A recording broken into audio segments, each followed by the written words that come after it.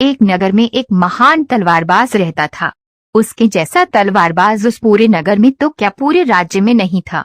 राज्य भर में उसकी ख्याति फैली हुई थी।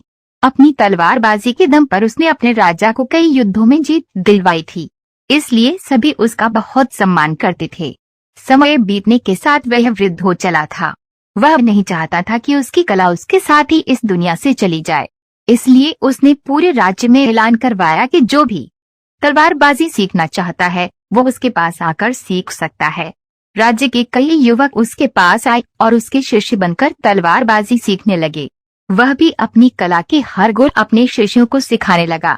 उन शिष्यों में से एक शिष्य असाधारण था। उसने शीघ्र ही तलवारबाजी के सारे गुण सीख लिए और तलवारबाजी में पारंगत हो गया। पारंगत होने के बाद उसे अपनी तलवारबाजी पर घमंड हो गया। वह स्वयं को अपने गुरु से भी महान तलवारबाज समझने लगा, किंतु उसे अपने गुरु सरी की प्रतिष्ठा प्राप्त नहीं थी। वह प्रतिष्ठा पाने नित्य नए उपाय सोचा करता। एक दिन उसने सोचा क्यों ना तलवारबाजी का एक मुकाबला गुरु के साथ किया जाए। उन्हें पराजित कर दूंगा तो लोग मुझे उनसे महान तलवारबाज स्वीकार कर लेंगे। उसने अपने वृद्ध गुरु को तलवारबाजी की चुनौती दे दी। गुरु ने वह चुनौती स्वीकार कर ली। 7 दिन बाद दोनों में मध्य तलवारबाजी का मुकाबला नियत किया गया। पूरे राज्य में इस मुकाबले की चर्चा थी, यहाँ तक कि राज्य के राजा भी वे यह मुकाबला देखने को आतुर थे। शिष्य को अपनी तलवारबाजी पर पूरा भरोसा था, किंतु दिन गुजरने के साथ उसका ये भरोसा कम होने लगा। उसे लगने लगा कि गुरु ने अवश्य तलवारबाजी की एक नई विधा उसे नहीं सिखाई होगी।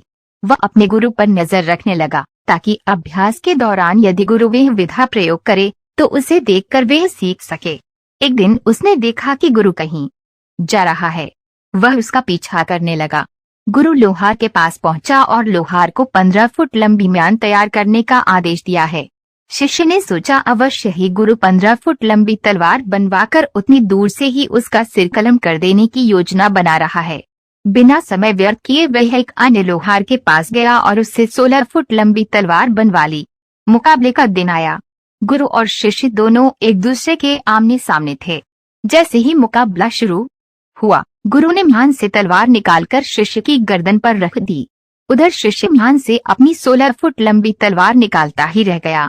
वास्तव में गुरु ने म्यान 15 फुट की बनवाई थी, किंतु उसकी तलवार एक सामान्य तलवार थी। एक जीवन में हर युद्ध ताकत और बल के सहारे नहीं जीते जाते।